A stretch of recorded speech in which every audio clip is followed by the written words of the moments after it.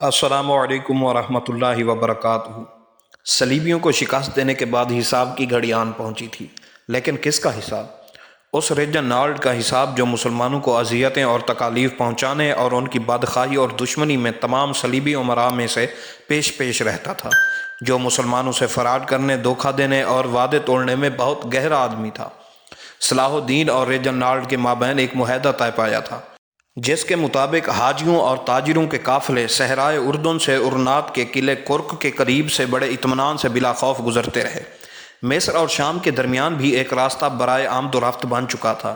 یہ دونوں شہر اس قدر ترقی پذیر بیدار اسلامی بلاک کے دو اہم بازو تھے، جسے نور الدین نے منظم کیا تھا، جس کا بعد میں صلاح الدین وارث بنا۔ جیسا کہ پچھلی قسطوں میں ذکر ہو چکا ہے، ایک بار ایسے ہوا کہ ایک بہت بڑا قافلہ عمدہ ساز و سامان لیے مصر سے بجانب اردن رواں تھا۔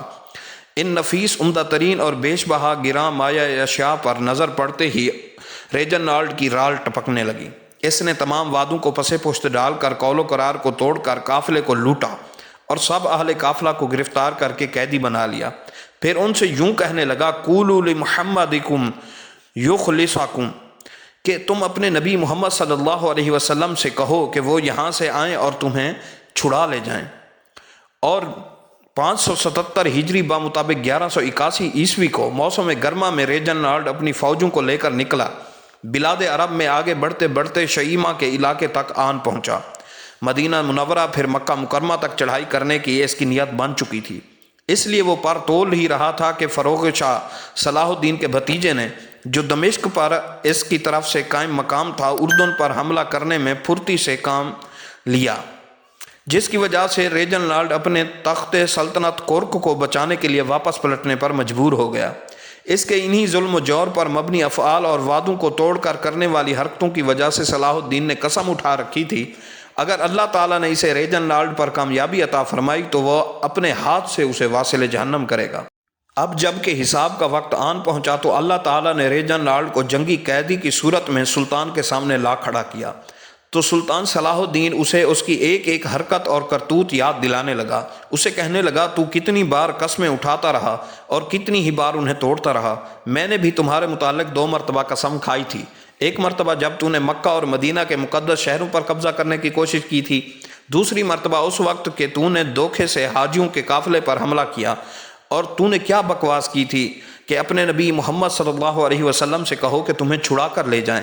ہاں، اب وہ وقت آن پہنچا ہے کہ میں محمد صلی اللہ علیہ وسلم کے لیے بدلہ لے رہا ہوں۔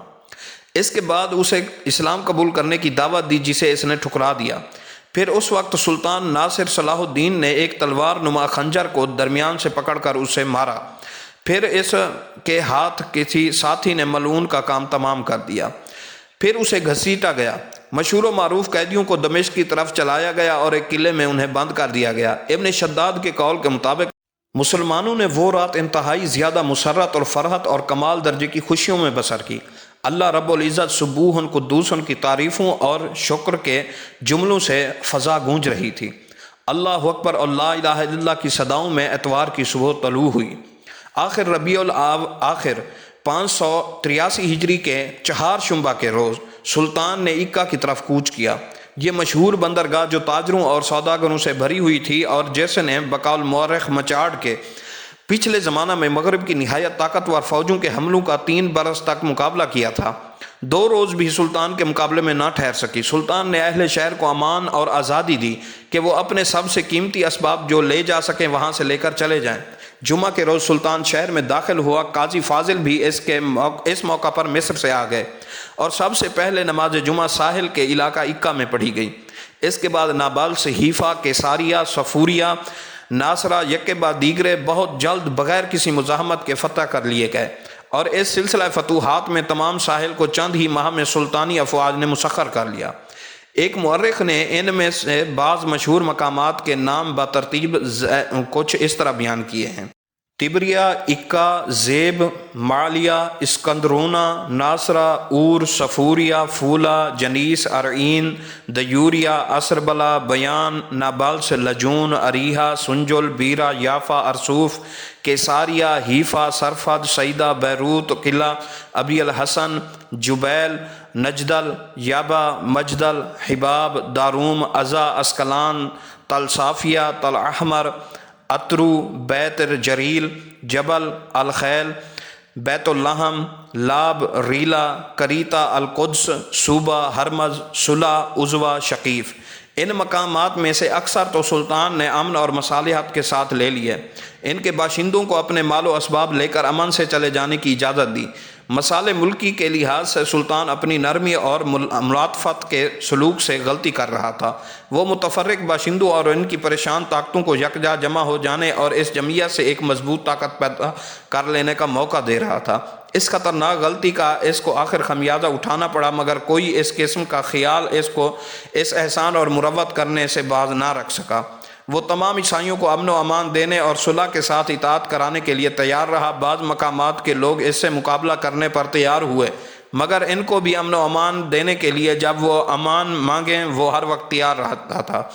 مثلا اسکلان کے لوگ، جو ایک نہایت مضبوط اور ساتھ ہی نہایت مفید مقام تھا، کیونکہ مصر کے ساتھ براہ راست آمد و رفت کے تعلقات قائم کرنے کا ایک محفوظ اور کارآمد ذریعہ تھا، مقابلہ کیا۔ جب سلطانی فوج نے قلعہ کو توڑ کر شگاف ڈالا اور سلطان نے باشندوں کو اس وقت بھی امن قبول کرنے کے لیے کہا تو انہوں نے انکار کیا اور مقابلے کے ارادے کو نہ چھوڑا۔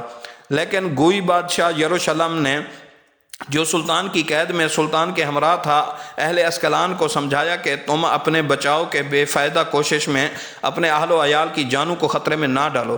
اس پر انہوں نے سلطان کے پاس آ کر صلح اور امن کی درخواست کی، اور سلطان نے بقول مچاڈ ان کی شجاعت کی داد دینے میں جو شرائط انہوں نے پیش کی منظور کر لی، اور اپنے بادشاہ کی نسبت ان کی محبت کے خیالات سے متاثر ہو کر بادشاہ کو 1 سال کے اختتام پر آزاد کر دینے کے لیے رضامند ہو گیا۔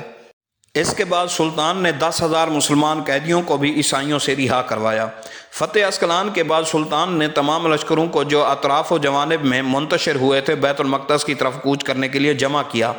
علماء و فضلاء اور ہر فن کے علم کے اہل کمال کو جو اس عرصہ میں سلطان کی کامیابی کی خبریں سن کر مختلف دیار سے اس کے پاس جمع ہو گئے تھے، ساتھ لیا اور اللہ تعالیٰ سے نصرت کی دعائیں مانگتے ہوئے اس مقدس گھر کی طرف راہی ہوئے۔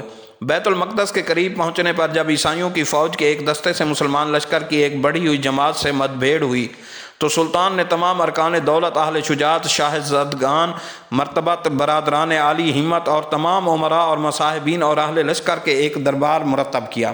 ان سب سے صلاح و مشورہ لیا اور خاتمہ پر ان سب کو خطاب کر کے ایک پراسر تقریر کی۔ اگر اللہ تعالیٰ کی مدد سے ہم نے دشمنوں کو بیت المقدس سے نکال دیا تو ہم کیسے سعادت مند ہوں گے۔ جب وہ ہمیں توفیق بخشے گا تو ہم کتنی بڑی بھاری نعمت کے مالک ہو جائیں گے۔ بیت المقدس 91 برس سے کفار کے قبضہ میں ہے، اور اس تمام عرصہ میں اس مقدس مقام پر کفر و شرک ہوتا رہا ہے۔ ایک دن بلکہ ایک لمحہ بھی اللہ واحد کی عبادت نہیں ہوئی۔ اتنی مدت تک مسلمان بادشاہوں کی ہمتیں اس کی فتح سے قاصر رہیں۔ اتنا زمانہ اس پر فرنگیوں کے قبضہ گزر گیا۔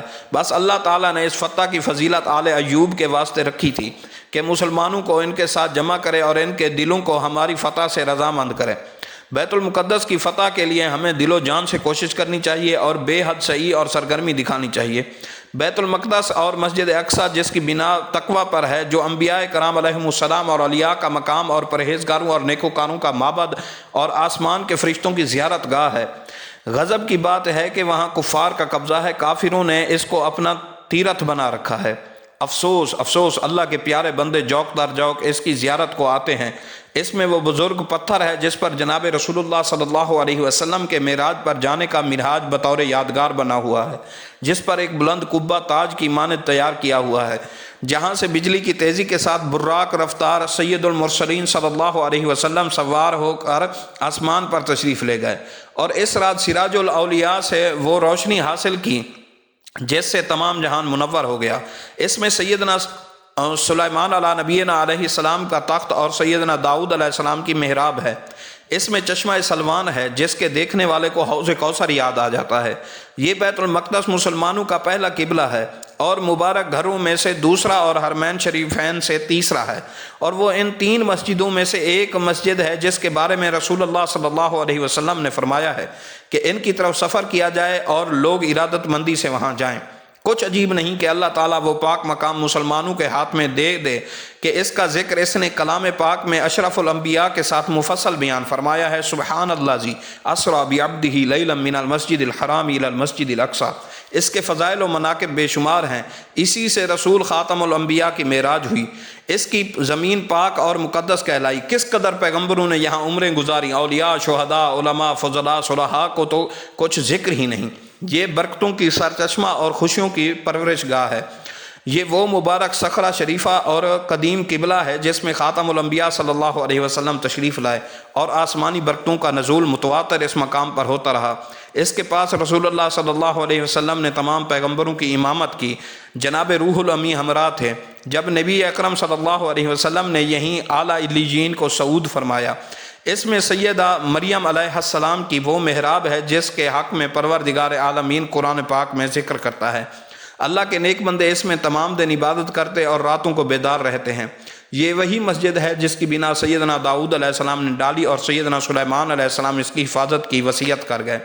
اس سے بڑھ کر اس کی بزرگی کی دلیل کیا ہو سکتی ہے کہ پروردگار عالمین نے اس کی تعریف سبحان اللہ زی سے شروع کی۔ سیدنا عمر رضی اللہ عنہ نے کمال صحیح سے اس کو فتح کیا کیونکہ اس کی تعریف میں اللہ تبارک و تعالیٰ نے ایک بزرگ سورہ شریف کو شروع کیا، اور قرآن کا نصف بھی وہیں سے شروع ہوتا ہے۔ پس یہ مقام ہے بزرگ اور عالی شان، اور یہ مسجد کیسی عالی قدر اور اکرم ہے جس کا وصف بیان نہیں ہو سکتا۔ اللہ تعالیٰ اس کے علو شان کو اس طرح بیان فرماتا ہے، الذی بارکنا حولہ، یعنی یہ وہ مقام ہے جس کے ارد گرد ہم نے برکت ڈال دی ہے، اور اپنی کمال قدرت کی آیات اپنے نبی کو اس مقام پر دکھائیں۔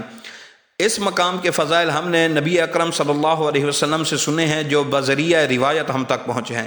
غرض سلطان نے ایک ایسی مؤثر اور دلکش تقریر کی کہ سامعین خوش ہو گئے، اور خاتمہ تقریر پر سلطان نے اللہ کی قسم اٹھائی کہ جب تک بیت المقدس پر اسلام کے جھنڈے نصب نہ کروں اور رسول مقبول صلی اللہ علیہ وسلم کے قدم کی پیروی نہ کروں اور صخرہ مبارک پر قابض نہ ہو جاؤں، اپنی کوشش کے پاؤں کو نہ ہٹاؤں گا اور اس قسم کو پورا کرنے تک لڑوں گا۔ مسلمان اور عیسائی مورخ اس امر پر متفق ہیں کہ یروشلم اس وقت 1 لاکھ سے زیادہ متنفس موجود تھے، جو بقول ایک مسلمان مورخ 60,000 عیسائی جنگ کرنے کے لائق تھے۔ شکست ہتین کے بعد کوئی عیسائی امیر یا سردار سوائے باطریق یروشلم کے وہاں نہ رہا۔ بالیان کے ایک عیسائی سردار بھی ہتین کی شکست سے بھاگ کر سور میں جا کر پناہ گزین ہوا تھا۔ وہاں سے بقول مورخ آرچر اس نے سلطان سے اجازت مانگی کہ اس کو اپنی بیوی اور بچے یروشلم میں پہنچا دینے کے لیے وہاں سے 1 دن کے لیے جانے دیا جائے، اور پختہ اقرار کیا کہ اگر اجازت دے دی گئی تو 1 شب سے زیادہ وہاں نہ ٹھہرے گا۔ سلطان نے از راہ اخلاق اور مروت اس کو اجازت مطلوبہ دے دی، لیکن جب یروشلم میں پہنچ گیا تو لوگوں نے اسے وہیں رہ جانے کی ترغیب دی، اور بطریق ہریکلی اس نے بھی فتویٰ دے دیا کہ اس کا اقرار پورا کرنا بمقابلہ اس کو توڑنے کے بڑا گناہ ہوگا۔ چنانچہ وہ بدعہدی کر کے وہاں رہنے کے لیے رضامند ہو گیا، اور اس طرح ایک عیسائی سردار یروشلم میں موجود ہو گیا۔ بطریق اور دوسرے سرگرم عیسائیوں نے موجودہ عیسائیوں کے درمیان جوش اور سرگرمی پیدا کرنے کی ہر ایک تدبیر کی، ان کے درمیان نہایت پرجوش تقریریں کی، ان کی ہمت اور دلیری کو بڑھایا اور شہر کی حفاظت کرنے پر آمادہ کیا۔